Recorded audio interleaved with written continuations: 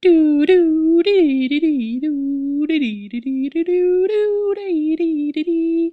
Oh do do do dee dee dee dee dee do do do do do do do do dee hee ha ha ha hoo hoo hoo ee dee dee do do do da da do do da dee dee dee dee dee dee dee dee do do do do do do do do do do do da. What's up, everybody? Welcome back to Burpee's Comic Book Asylum number 12. We have returned again. Last episode was the real return. Today is the continuation of the return. Another big fucking week. I'm a little bit ahead of the game on some of my reading, so some of the newer stuff is in here. That's a little change of pace. But Jesus Christ, that's a lot. So it'll probably be a little brief summaries of everything. We don't have questions this week, so that'll help move things along a little bit. Thanks everybody for turning out for last episode. Last episode quickly is approaching one of the fastest viewed of the videos so far. So thanks for tuning in. I don't know what it was about last one. Maybe anticipation. Maybe I got to disappear for 3 weeks at a time every time. I don't know. But, oh, my coffee.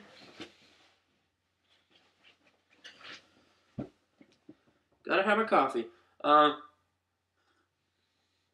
So I'm not sure what the circumstance was that brought everybody in droves, but it worked. 11.1 is this close to getting 100 views, and it's only been about a week. A lot of my videos have taken months to get to that point. If only we could get the ones following it to do that. Obviously, I'm losing some viewers as things go along, but what can you do? Some new news this week. DC has been restructured. Levitz is out after about 35 years of service with them. He's moving over to the Legion, as well as Adventure Comics. I'm pretty sad to hear Jeff Johns and Francis Manapul are leaving Adventure Comics. I really think they hit their stride there together off the bat with the first issue, which is amazing. Sometimes it takes some team to, you know, congeal and work their way into a groove, but those guys came in bats a fucking swinging, so highly disappointed. Looking forward to seeing what they do on Flash, which is where they're moving over to. I don't know. I think Francis Manapul's art was tailor-made for Adventure Comics in the way it was formatted out with, you know, just the style was gorgeous with Smallville and all that. Just had that Norman Rockwell-esque feel to it, just very wholesome and just good. So anyway, anyway, so some restructuring though. That's what led into that. See, tangents galore here in the Asylum. We go everywhere and anywhere. Burpee's mind wanders too. And I gotta say, with some coffee in my system, my mind's all over the places, babies. So, anyway, the restructuring, it's DC Entertainment has been formed. I'm still a little confused on the details of that, whether or not the whole thing is DC Entertainment, which would make sense because DC Comics is fucking redundant. I definitely think it is a smart move in response to what Marvel's been doing with their entertainment portion. So, I'm very excited to see how this turns out. Hopefully this has huge connotations for movies like Green Lantern, Batman, you know, Superman finally, Justice League. Maybe we'll get some kind of forming of continuity almost like the Marvel movies. So, a little excited for that. So, maybe soon we'll hear some knowledge about the Disney stuff, and it'll actually mean something, because the thing on CBR the other day was worthless. Countdown clock counted down to shite.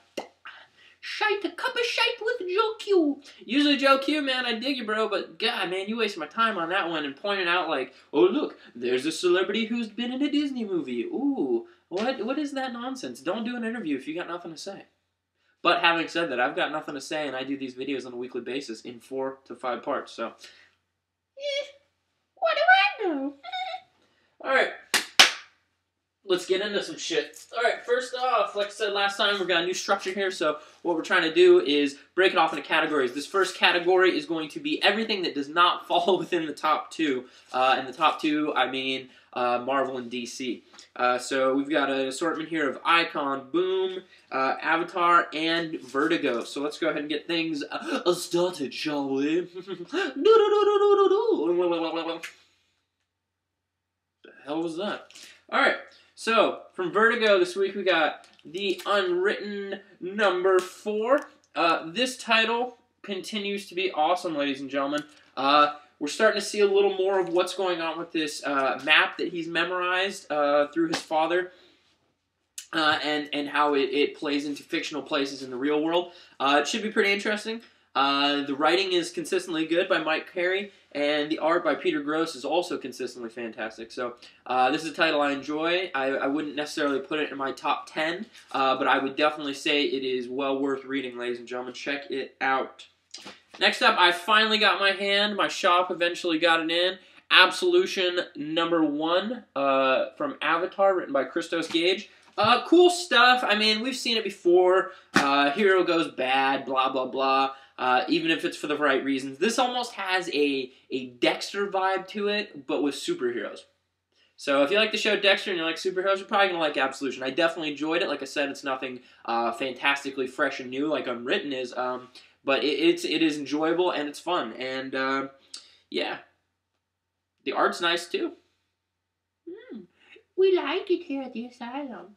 So check out Absolution. Next up, the finale of Incognito from Icon, Brubaker, and Sean Phillips' work. This was a great little mini series. I would love to see more Incognito. I would love to see an Incognito movie. It seems to be fucking tailor-made for something like that. It just, from beginning to end, it had a fantastic fluid plot that made sense, didn't jump around, and the ending was really cool and fits with where the character was going through the evolution of the character throughout the series. So, really sad to see that end. For some reason, I thought it was an ongoing, so when I had started hearing a couple months ago that it was just a mini, I was very disappointed, I must admit. But 6 issues, I mean, might as well cap it out while it's still good, right? There was no opportunity for it to get bad. Not a single issue was bad. It may have dragged here and there in parts, but, you know, something like this I think is tailor-made for either a movie or reading in graphic novel form. So I bet you if you pick this up in graphic novel, or in a trade paperback form, if you didn't pick up the individual issues, it'll probably read really, really, really nice. So hats off to you, Ed Brubaker. You've done it again. You and Sean Phillips, fantastic team. Alright, next up we got 28 Days Later from Boom Studios. It follows our machete-wielding heroine from the first movie. Not 28 weeks later, but 28 days later.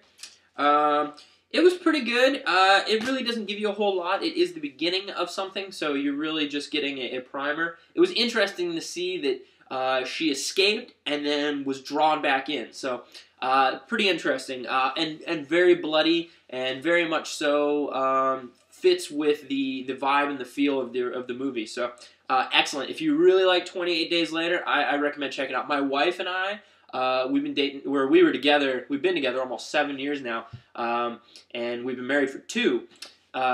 So, our first date was 28 Days Later. Pretty cool. Minor fact that nobody cares about, but I enjoy. Our first 2 date movies were zombie flicks. Pretty cool. So, but go figure, now that we're married, she doesn't really like horror movies, so at least you bear through those first ones, or might not have been here. Alright.